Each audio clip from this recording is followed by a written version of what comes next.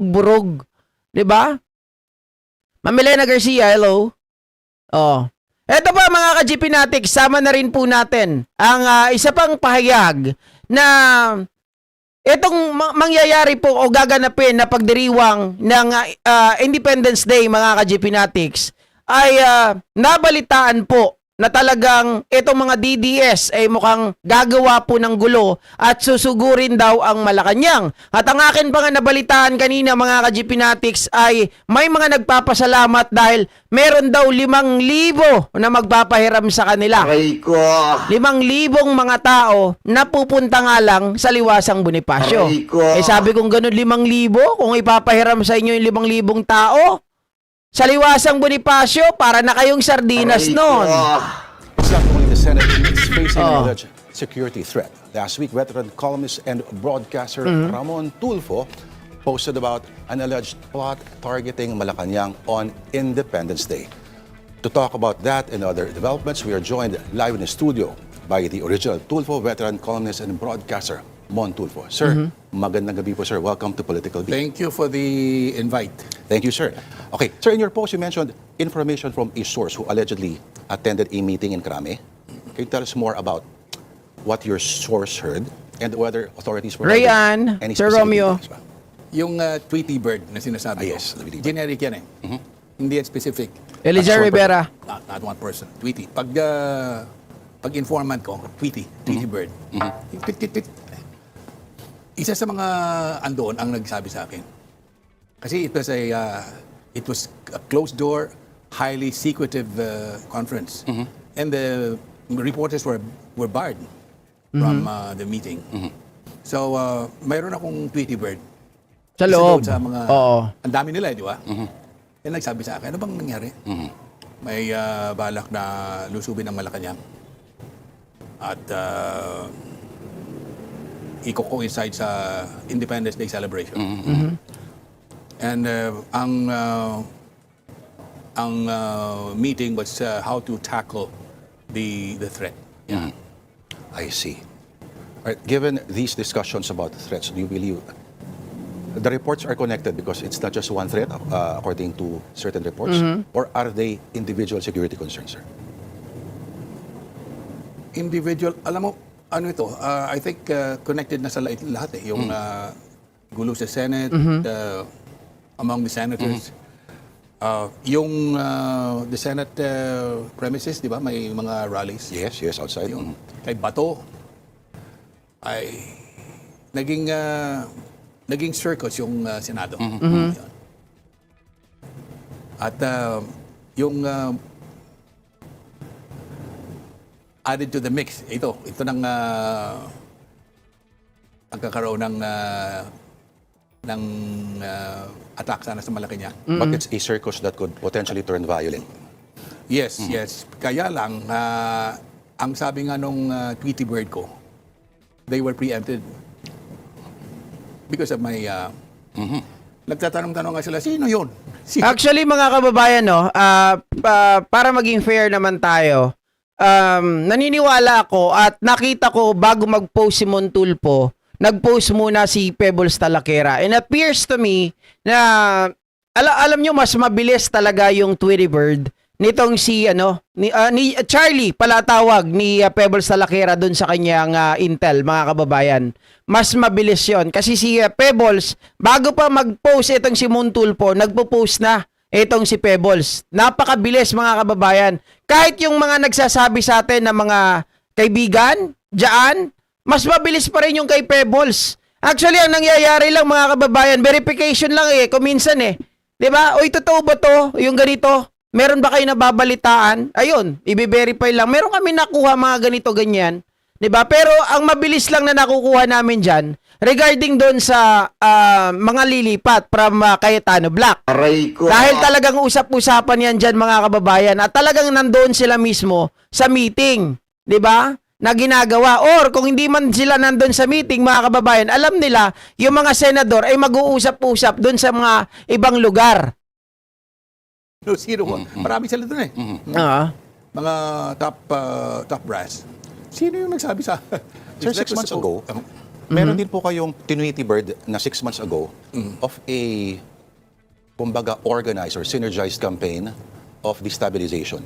Matanong ko lang, connected din ba yung same personalities na hinighlight po ninyo noon dito sa recent Connected natin lahat eh.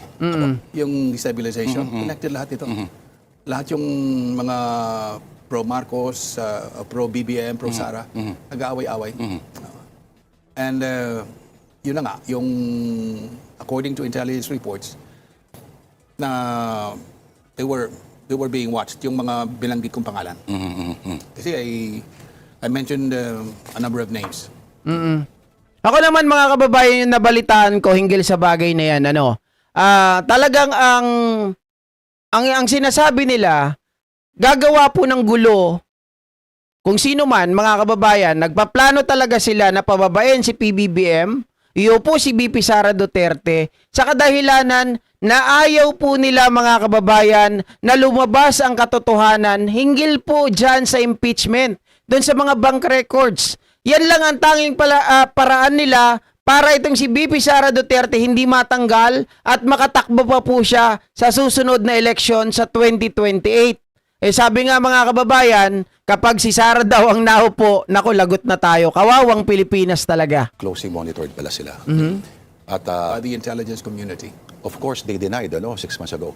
Pero, sir, yung threat na ito ba, sir, ay may potential siya na mag-succeed? Sana hindi. Sana hindi. At saka kita mo, may mga reports na meron ng disenchantment sa ranks ng armed forces. Sana huwag. And huwag na huwag. Kasi if BBM is dethroned and Sara takes over, kawawa naman ang Pilipinas. Correct.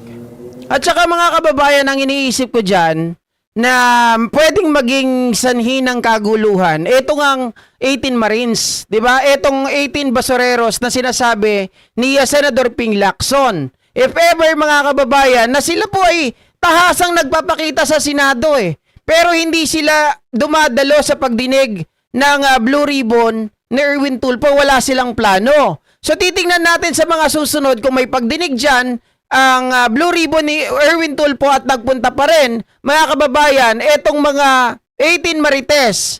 Tapos hindi naman sila tumuloy dyan. Siyempre, magagalit naman. Etong kampo nila Erwin Tulfo, parang binabastos nyo na kami niyan. So dahil may compelling power sila at may contempt power, gagawin nila mga kababayan, siyempre huhulihin to mga to, ikukulong. Diyan naman ang magiging dahilan ng kaguluhan na baka pasukin bigla-bigla kasi napakaraming tao dyan sa paligid Kung nakikita nyo ngayon mga kababayan, very tighten na talaga yung ginagawa nilang security dyan. May mga barbed wire na rin na mga hinarang dyan sa Senado na hindi na rin basta-basta makakapasok etong mga rallyista. Dahil nung nakaraan mga kababayan parang ang luwag-luwag Kahit si Kuya Pat, sinasabi niya, pumasok na kayo, lusubin na natin, pasukin na natin, di ba? Sana nga, hindi magtagumpay. Sana walang maging dahilan, mga kababayan. Pero, ako naman, sabi ko sa sarili ko, na kay PBBM, lahat ng kapangyarihan Di ba? Ang kailangan lang niyang gawin, maging matigas. Kailangan magkaroon siya ng iron fist. Di ba? Maging kamay na bakal, mga kababayan. Para nang sa ganon, walang tumawag sa kanya na weak leader. Syempre, kapag meron ng kaguluhan, di ba, na hindi mo na makontrol, ano ba ang pwedeng gawin? Magdeklara na ng martial law. Sir Mon, Sorry. okay, do you think that the President at this point, of course, everybody's talking about the independence of the Senate, independent branch, the co-equal, pero do you think the President could do something to step in and say something, or probably, aside from a special session, how can the President use his powers or use interpersonal relations to fix things? The President has a phlegmatic personality. Yung malamya, na slow to act. Kaya kuminsan sinasabi kong parang tamad. Palagay ko hindi naman tamad, pero malamya sa malayong malayo siya doon sa tatay niya, si Ferdinand Marcos Sr. Iba. Complete opposite.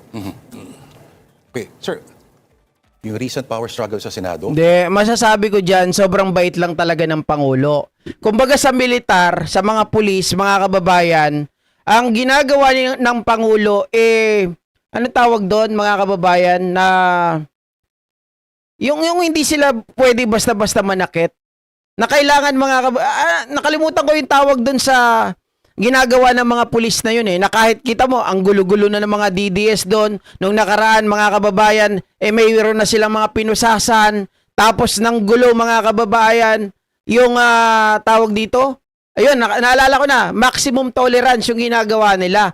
Parang ganun din kay PBBM na wag natin madaanin sa dahas. So dapat maging kalmado tayo, dapat para sa bayan pa rin, dapat wala tayong masasaktan. Ganoon ang kay Pangulong Bongbong Marcos. Although, sabihin natin magalit kayo sa akin mga ka-GP Natics, pero ako, masasabi ko na somehow, may tama rin naman si Montulfo doon sa sinabi niya na para sa akin, hindi ka dapat maging mabait dito sa mga to Dapat magkaroon ka ng killing instinct, 'di ba? Hindi ko sinabi na pumatay ka. Ang sinabi ko, mga kababayan, killing instinct, ibig sabihin, magpakita ka ng tapang para nang sa ganun, matakot ang mga ito.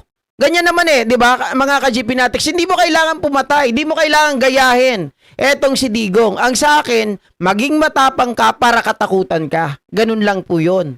'Di ba? Sabi ni Royal November, ako zero tolerance. Oo. Kaya tama po kayo, maximum tolerance kasi yung ginagawa ni Pangulong Bongbong Marcos. Sa totoo lang, kung iba-ibang tao lang to, kung si Digong lang to, baka patay na yung mga nandun. DDS only recognize the concept of might makes right. Aray ko! Wala nga lagi nilang sinasabi yan mga kababayan, nakarapatan namin na tayo ay nasa demokrasya, pero sumusobra na sila. Sumusobra na itong mga ito. Kaya kung ako, dun sa mga pulis, kapag nanakit na sila, dapat siguro bigyan nyo na ng ultimatum. Dapat siguro, 'di ba? Yung ginawa nila nung nakaraan, mga ka-GP Natics, naiintindihan ko sila. Kasi yung video na yon, ipapakita ko sa inyo yung video na nangyari na yon. Talagang nahuli na nila si Manong, tapos nagpapiling biktima si Manong. Kasi pinusasan Tapos ang nangyari mga kababayan, sana nandito pa. Nagalit yung mga DDS, nagwala. Magkakagulo daw kapag hindi tinanggal yung posas. Ito yon. Ito ata yon. Ito nga. Ayan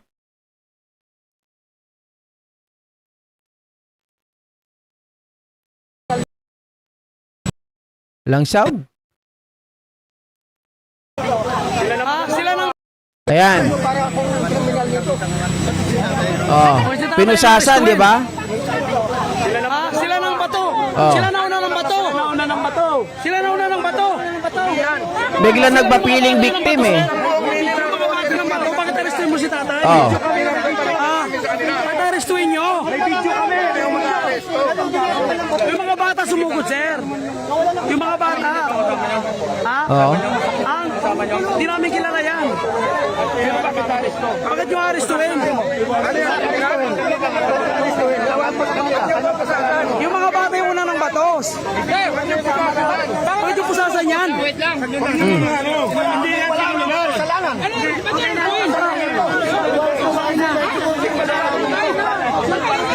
Yan mo na.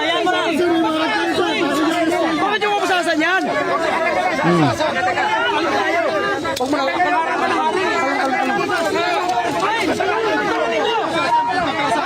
Bakit yung pusasan yan? Tingnan nyo.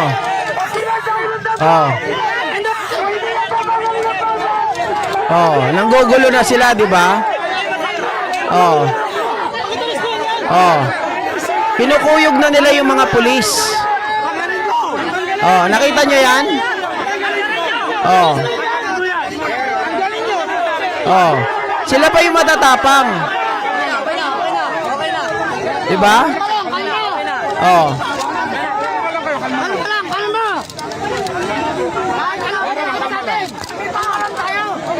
Oh. Diba sabi nila mga ka-GP, sinisigaw nila mga kababayan, babayag ba kayo na ginaganito tayo? Diba? Kinukuyog nila yung mga pulis. Siyempre, kukunti lang yung mga pulis dyan na nandoon sa gitna, maiintindihan natin. Pero kung tutuusin mga kababayan, sa ibang bansa, walang makakagawa ng ganyan. Diba? Hindi nyo pwedeng galawin hindi nyo nga pwedeng dikitan basta-basta yung mga pulis Pero dito, grabe, sobra yung maximum tolerance na pinapatupad nila. Diba? Kaya naaabuso. Dapat pag mga ganyan, sa totoo lang, no, dapat maging matigas din yung mga pulis. Sa ipinakita nila, mga ka-GP, na sila po ay umatras, na tinanggalan nila ng posas despite the fact na nakita nila si kuya na nagpapabili, feeling biktima, ay nananakit, nambabato rin niya ng mga bote. Lahat yan sila. Tapos mga kababayan sasabihin, wala akong kasalanan, bakit niyo ako pinupusasan? Pupusasan ka ba kung hindi ka nakita? Di ba? Ito, balikan ko lang yung nagsisigaw. Pupusasan yan.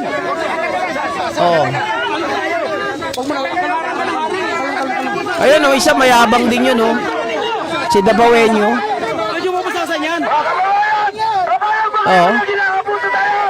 Papayag ba kayo na inaabuso tayo? Ayan, nag-ano sila, di ba? Nangihikayat. Kinukuyog na nila yung mga pulis,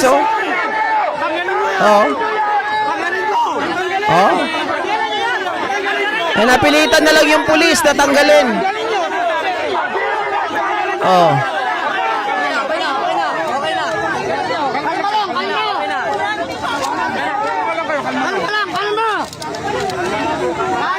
Actually, ganyan yung gusto na mangyari ng mga DDS.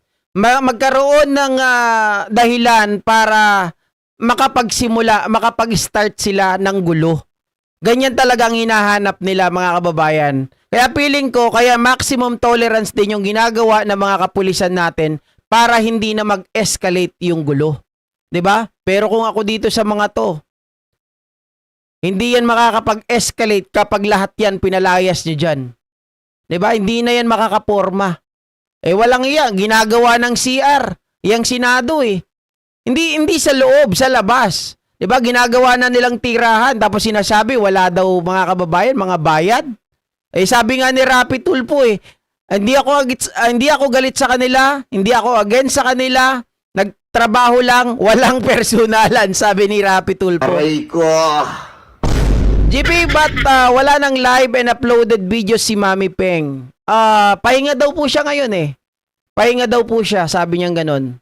Pero pagbalik niya, tatapusin lang daw niya yung problema niya, mga ka-GP Natics. Huwag kayo mag-alala kasi meron naman daw pong nakumpleto na ata yung naipon na pera, parang 32K, pero parang meron ng sumagot. Hindi ko alam ang buong kwento, mga ka-GP Natics. Pero sabi niya, huwag kayong mag-alala, okay na ako kasi kompleto na yung pera daw ata, mga ka-GP Natics. Yung kulang, meron ng meron ng sasagot. So sabi niya, kailangan, matapos lang daw niya muna to, tapos magbabalik na siya. Okay, na hindi na bardagulan ng style na gagawin niya. Parang ganito na lang din sa atin, mga kababayan. Issue base. Which yun mismo ang sinasabi namin sa kanya. Issue base na lang tayo. Hayaan mo na yung mga yan. Sabi ko, wag na tayong makisawsaw sa kanila. Kung ganyan ang style nila, bahala sila. Basta tayo ganito lang. Pwede ba kay Digong yung ganyan? Hindi pwede, tita. 'Di ba? Sigurado mauubos 'yan. Reignite the martial law memories. Dapat po lahat 'yan paalisin na, natatalo pa ang ang ating mga kapulisan. Correct. Totoo 'yan, mga kababayan. Parang sila na yung nasusunod diyan Para sila na yung superior. 'Di ba? Hindi dapat ganyan. Ang authority dapat ang sundin, hindi sila. Nakita nyo naman kung gaano po sila kabayolente. 'Di ba? Kaya yung nagsasabi sa akin na kami daw ay takot pumunta dyan, okay lang kung ako. Eh yung asawa ko laging sumasama. 'Di ba? O ang mahirap pa niyan, mga ka-GPnatics, kaya bang buhayin ninyo yung pamilya ko, yung mga anak ko, pag-aralin ninyo? Kapag pumunta na nga kami dyan ng gabi, hindi nila ako nakilala, pero syempre iba yung umaga. 'Di ba? Iba yung umaga, mga kababayan. At saka mahirap talaga, mga palaaway. Kaya hindi ko na naisin na pumunta dyan. Unang-una, pag pumunta ako dyan, isang cellphone lang ang gagamitin ko. Diba? Pang isang oras lang ako. Eh di dito na lang tayo, mas marami pa tayong makikita. Oh. Marami pa tayong mapag-uusapan. Anyway, mga ka-GPnatics, isang mapagpalang tanghali po sa ating lahat. Hanggang dito na lamang po ang ating live streaming at magkita-kita po tayo sa mga susunod na live stream. Ganon din ang mga uploads natin. Salamat po kay Neil, kay Corazon Villar, Tita Josephine, Ma'am Jo, Arnedo Olaes, Tess Perez, Royal November, Winnie Halos, shoutout kay Corazon Villar, Sonia Tatad, shoutout kay Kini Amoy, Rupino Triste, Alice Lorica, shoutout din mga kababayan, kay Antonio Marcos, Elena Garcia, shoutout po kay Daldit Pasamonte, shoutout kay Lita Claudio, kay Jack Miyup, shoutout po kay TJR2K26, Elena Garcia, shoutout din mga kababayan, kay Rayan, kay Ate, HG, Socorro Dizon, Lucy San Ramon, shoutout kay Mary Ann Antonio Marcos, Marcelino Cadiente, shoutout kay Manong Buloy,